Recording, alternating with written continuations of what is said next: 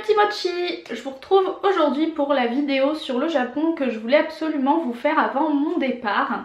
En fait je me suis dit que ça serait sympa de vous faire une petite vidéo avant de partir où je vous explique un petit peu ce que je vais faire au Japon pour mes vacances, voilà tout simplement. Et en même temps je vous ai mis une petite FAQ sur Instagram et je vais répondre à vos questions. Donc c'est parti!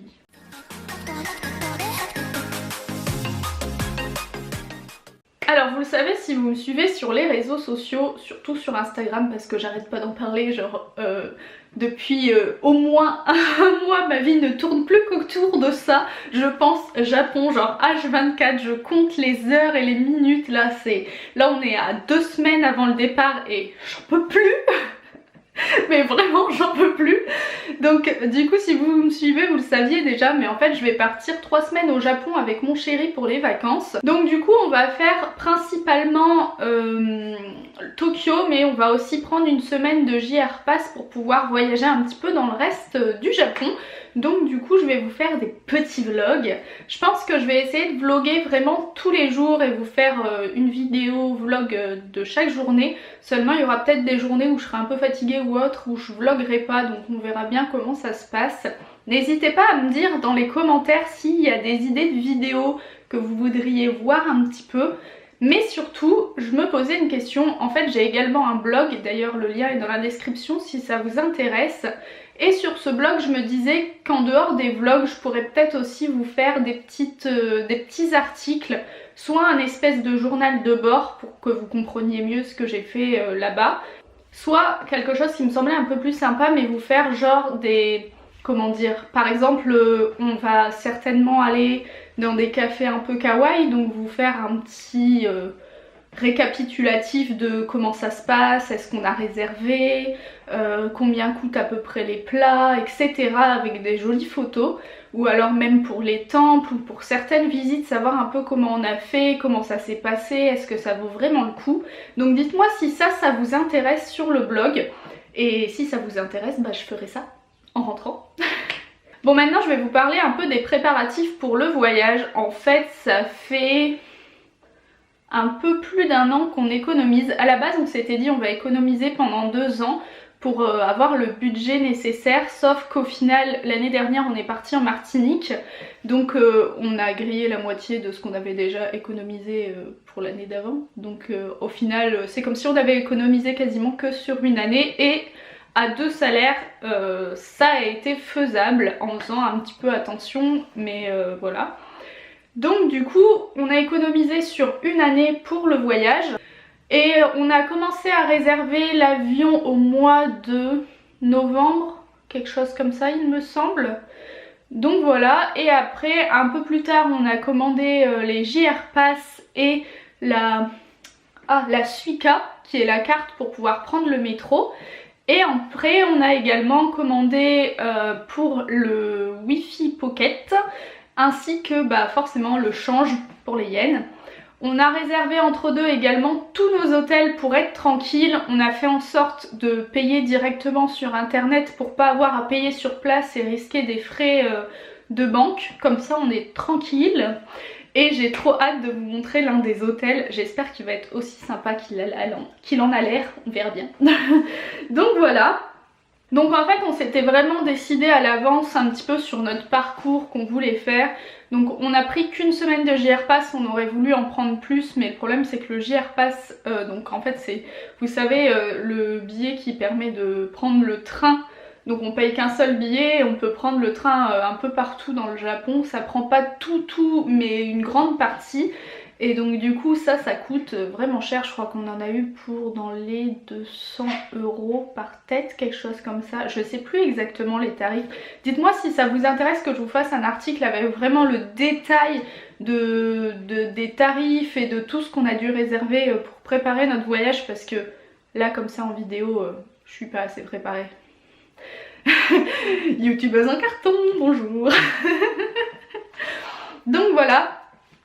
Donc on s'est dit qu'on allait prendre qu'une semaine pour économiser un peu, et de toute façon il y a tellement de choses à faire à Tokyo qu'on s'est dit que même une semaine de JR Pass c'était déjà pas mal.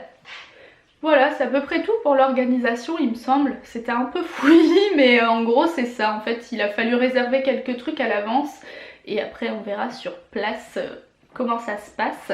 En fait comme c'est notre tout premier voyage au Japon, on a glané plein d'informations chez les copains copines qui ont été au Japon, mais honnêtement je sens qu'arrivé là-bas il y a plein de trucs qui vont pas se passer comme prévu. J'espère que ça va pas me porter la poisse, mais voilà, vous allez pouvoir suivre mes aventures sur les vlogs et sur Instagram je pense, mais priez pour moi pour que tout se passe bien.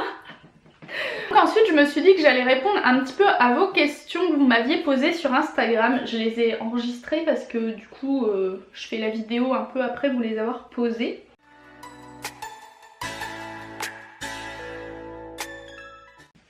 Donc la première question qu'on m'a posée c'est comment on s'est organisé. Donc ça c'est ce que je vous ai dit juste avant. En fait on a défini un peu les villes qu'on voulait voir et on a réservé notre avion après nos hôtels en fonction des villes et on a réservé le JR Pass et la carte Suica et puis après on a commandé l'argent. Sachant que quand on a réservé pour les hôtels, on a quand même d'abord vérifié que le JR Pass fonctionnait dans les endroits où on voulait aller. Ensuite il y a quelqu'un qui me demande combien ça m'a coûté pour le vol et les hôtels. Alors exactement je peux pas vous dire combien ça m'a coûté juste pour ce qu'on a commandé là, parce que en tout on avait prévu à la base un budget de 5000 et on a augmenté à 6000. Mais ce que je vous dis là ça compte du coup le vol, l'hôtel, ce qu'on a prévu pour faire les visites, les déplacements, le JR Pass, les souvenirs etc. En tout on a à peu près 6000 €. Donc pour tout ça. Après juste pour les hôtels et l'avion je sais plus du tout pour combien on en a eu. Faudrait que je re-regarde. Encore une fois si ça vous intéresse je vous dis je vous ferai un article vraiment détaillé de combien on a payé pour tout. Mais voilà, en fait en plus on avait pris un hôtel à la base. Sauf qu'au bout d'un moment on s'est rendu compte qu'on n'était pas débité pour cet hôtel et on s'est rendu compte qu'il fallait payer sur place. Donc on a annulé l'hôtel, on en a pris un autre et en fait ça nous a coûté moitié prix du coup parce que le deuxième hôtel est beaucoup moins cher. J'espère qu'il sera bien quand même mais les chambres ont l'air beaucoup plus petites. Donc voilà, en fait ça dépend vraiment des hôtels que vous voulez prendre. En plus nous on a quand même pris un ryokan qui est quand même plus cher que les hôtels de base. On en a pris un pendant une nuit. Mais je sais plus exactement, juste le vol et l'hôtel en fait on a tellement tout fait comment dire, en global que comme ça je sais plus. Mais je vous dis on en a eu pour à peu près 6000 € pour le tout en espérant que ça nous suffise une fois sur place. Et ensuite vous êtes plusieurs à m'avoir demandé en gros quelle ville, quel est le projet du voyage. Donc en fait on va arriver à Tokyo et on va y rester pendant les 3 premiers jours.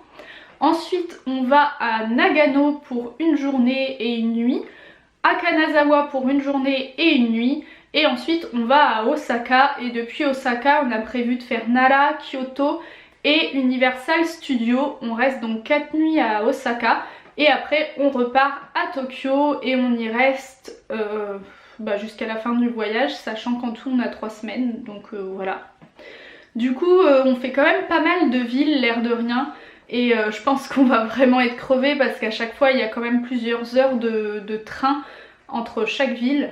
Mais j'espère que ça ira quand même. Je pense que ça va quand même surtout être à Kanazawa et à Nagano, ça va quand même être assez rapide parce qu'au final comme on n'y reste qu'une journée et qu'on a les horaires de train, ça va être quand même court. Mais j'espère qu'on aura le temps de faire ce qu'on voulait faire sur place.